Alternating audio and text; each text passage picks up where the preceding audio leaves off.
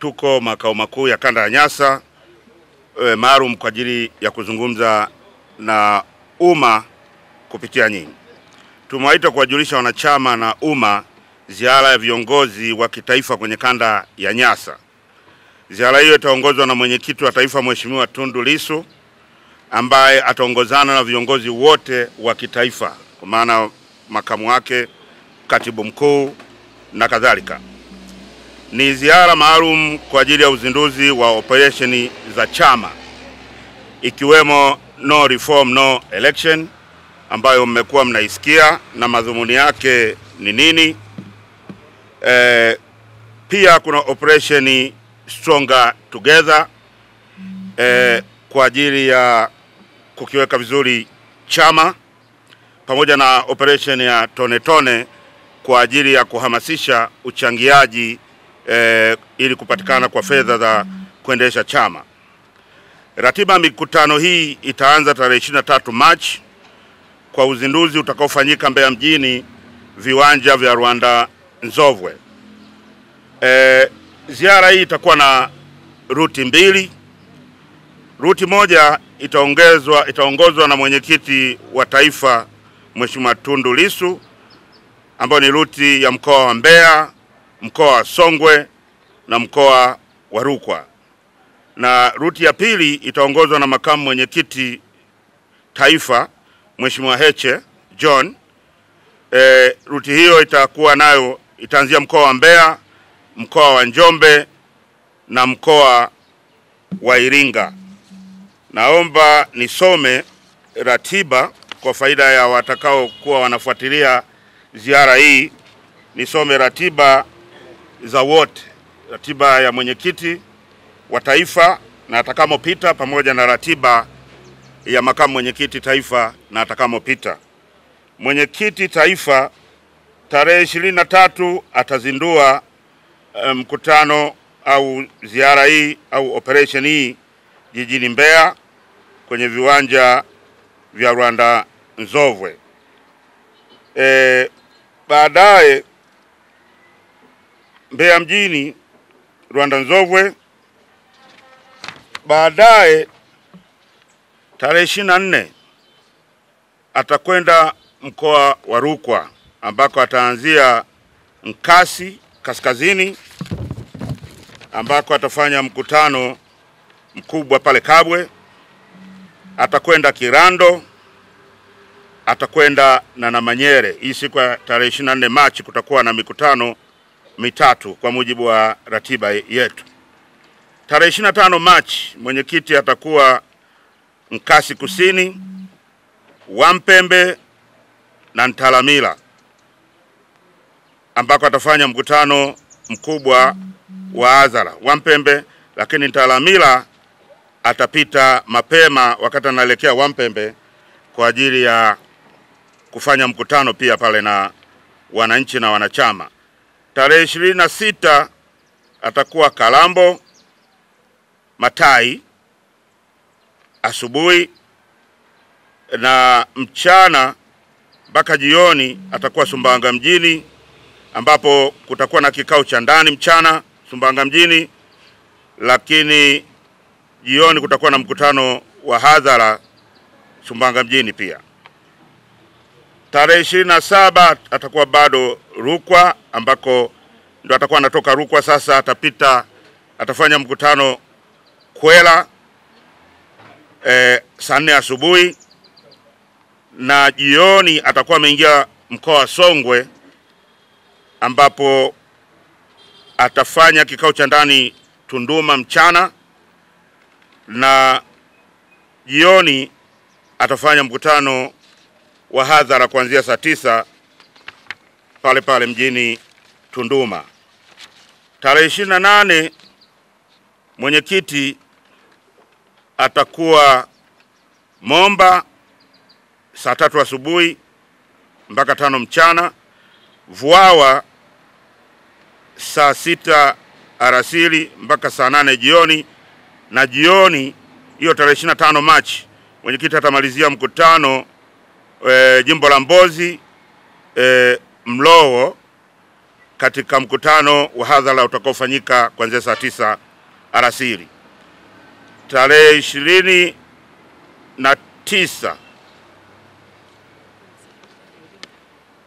mwenyekiti atakuwa safarini kwenda mkoani Iringa, ambako atajiunga au ataungana na viongozi wengine pamoja na makamu mwenyekiti kwa ajili ya mkutano wa kuhitimisha ziara hii ambao utafanyika Iringa mjini siku ya tarehe 29.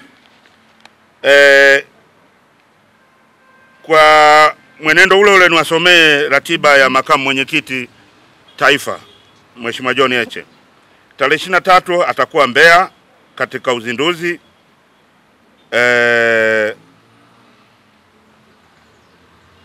Tarehe 24 atakuwa Kyela makamu mwenyekiti. Asubuhi atakuwa na kikao cha ndani na mkutano. Tarehe 24 hiyo atakuwa Busokelo, atafanya mkutano wa kusalimia kuanzia saa 7 mchana mpaka saa 9. Tarehe 24 hiyo makamu mwenyekiti atakuwa Rungwe, ambapo atafanya mkutano wa hadhara saa 10 alasiri jioni. Tarehe 25 Machi makamu mwenyekiti atakuwa njiani sasa kuelekea mkoa wa Njombe, ambapo atasimama Mbarali na atafanya mkutano wa hadhara saa 4 asubuhi. Tarehe 25 hiyo baada ya kutoka Mbarali makamu mwenyekiti atakwenda mkoa wa Njombe na atasimama Wanging'ombe kufanya mkutano saa 7 mchana mpaka saa 9. Wanging'ombe nafikiri ni Igwachanya. Nafikiri ni Igwachanya ndo makao makuu ya wilaya na njiani kwenda Njombe. Na jioni baada ya kutoka jimbo la Wanging'ombe makamu mwenyekiti atawasili Njombe majira saa 10 na kuingia kwenye kikao cha ndani. Tarehe 26 makamu mwenyekiti atafanya mkutano wa hadhara Njombe mjini saa 4 asubuhi mpaka saa 7 mchana, ambapo baada ya hapo atakuwa tarehe hiyo 25 Machi atakuwa Makambako, atafanya mkutano wa hadhara saa 9 alasiri mpaka saa 12 jioni. Tarehe 27 makamu mwenyekiti atakuwa anaingia mkoa wa Iringa, ambapo atakuwa Mufindi Kusini Nyololo, atafanya mkutano wa njiani saa 3 asubuhi mpaka saa 6 mchana. Baada hapo atakuwa Mufindi Kaskazini Ifwagi, atafanya mkutano kuanzia saa 7 mchana mpaka saa 9 alasiri. Baada ya Mufindi Kaskazini makamu mwenyekiti ataingia Mafinga mjini, ambapo atafanya mkutano wa hadhara kwenye uwanja wa Mashujaa kuanzia saa 10 alasiri mpaka saa 12 jioni. Tarehe 28 Machi makamu mwenyekiti atakuwa bado kwenye ziara ya Iringa, ambapo atakwenda Kalenga, atafanya mkutano Msangano kuanzia saa 4 mpaka saa 7 mchana, na baada ya hapo atakwenda Isimani Migori, atafanya mkutano wa hadhara kuanzia saa 9 alasiri mpaka saa 12 jioni. Baada ya hapo ataingia kikao cha ndani Isimani kuanzia saa 12:30 jioni mpaka kitakapo kamilika hicho kikao. Tarehe 29 makamu mwenyekiti naye ataondoka, atafanya mkutano Kilolo Ilula saa 4 asubuhi, na jioni ataungana na viongozi na mwenyekiti wa taifa pamoja na viongozi wengine kwenye mkutano wa hadhara mjini Iringa, ambao utakuwa ni maalum kwa ajili ya kuhitimisha ziara hii ya kitaifa. Kwa hiyo kama nilivyosema, baada ya mikutano ya hadhara, pamoja na mikutano ya hadhara pia kuna mikutano ya ndani, ambapo maeneo yote ambayo viongozi watapita itahusisha vikao vya ndani kwa viongozi wa ngazi mbalimbali za chama, lengo likiwa ni kupata fursa ya kutibu madonda ya uchaguzi na kuimarisha chama ili chama kiwe tayari kusimamia na kutekeleza yale tutakayokubaliana kwenye utekelezaji wa ajenda na maamuzi mbalimbali tunayokubaliana kama chama, ikiwemo ajenda hizi muhimu zilizo kwenye ziara hii.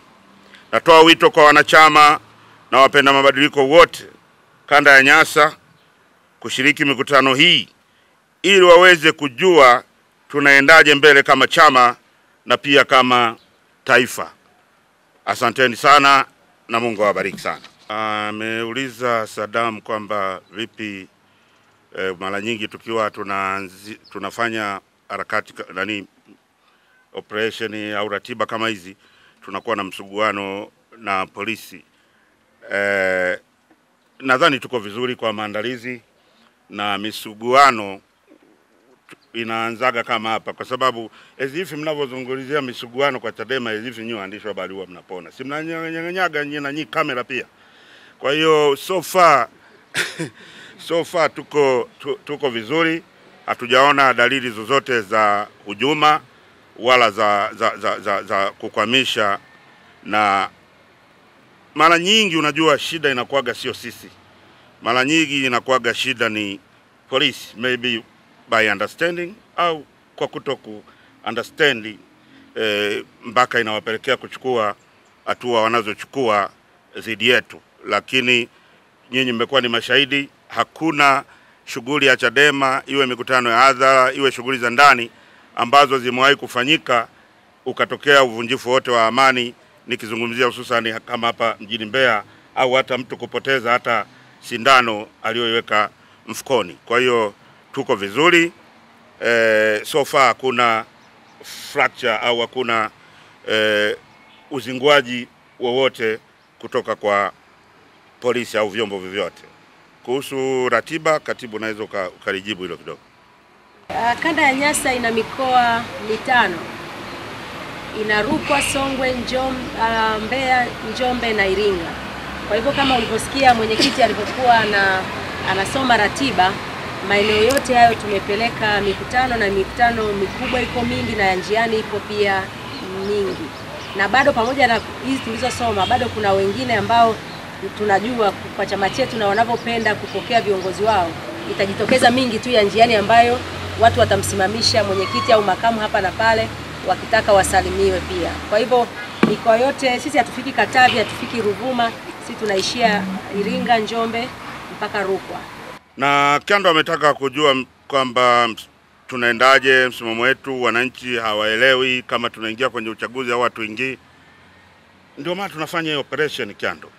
Ndio maana tumekuja ndio maana viongozi kitaifa wanakuja ili kulileta ili kwa wananchi, na sisi wote tutakuwepo pale, na tunaamini baada ya hii ziara wananchi watakuwa wamekaa kwenye mstari na wameelewa, watakuwa wameelewa tunaendaje mbele.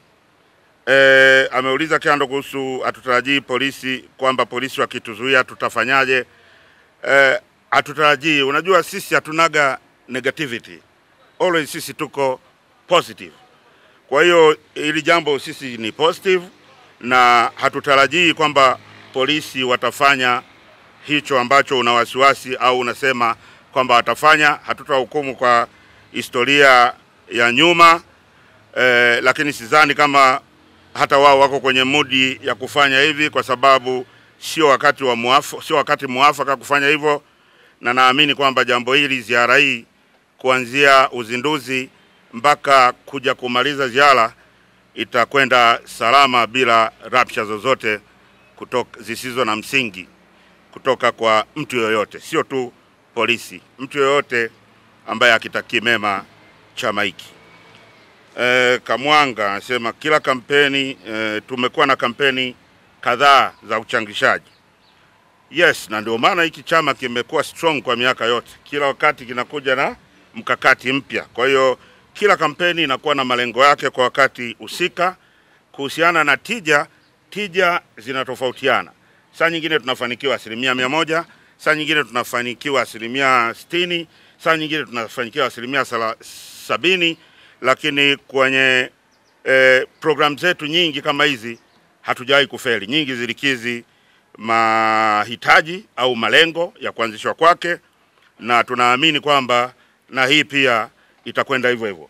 Na ndio maana hatutoi tu program na kukaa ndani, tunatoa program na kujaribu kuwafikia wananchi kwa namna mbalimbali, ikiwemo mikutano ya hadhara, ikiwemo kutumia platform mbalimbali za media, ili waende sawa na sisi.